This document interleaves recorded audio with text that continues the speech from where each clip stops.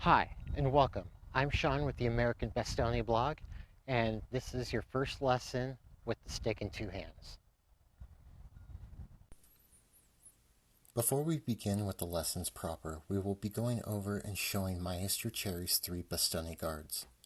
As the Maestro himself says, to learn defense very well with the Bastone, one must first put oneself in a good position.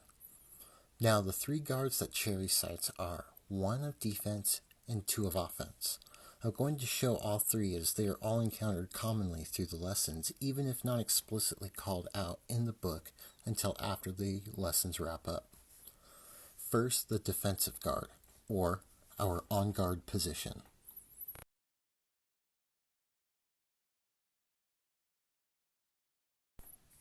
In the defensive guard, as with the other guards, stand with your feet about half a meter apart, or roughly your shoulder width, heels in line, and your forward foot pointing toward the opponent.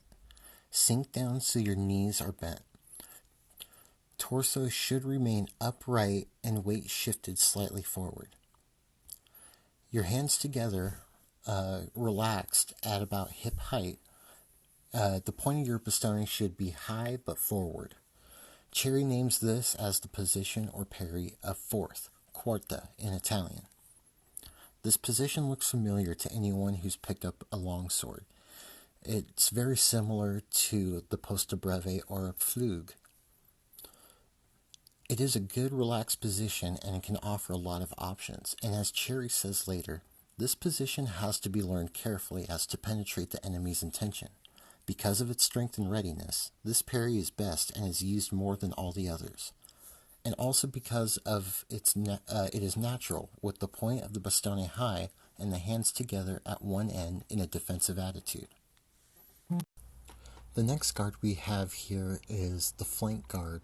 It is our first of Cerri's 2 offensive guards, and it is the primary guard by which we throw blows with the bastone.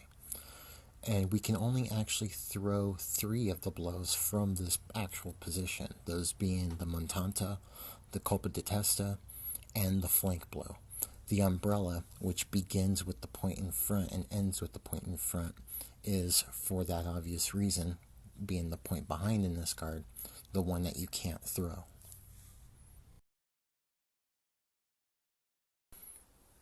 And with a passing step back and a slide of the hands, we enter our second offensive guard, the guard of the thrust.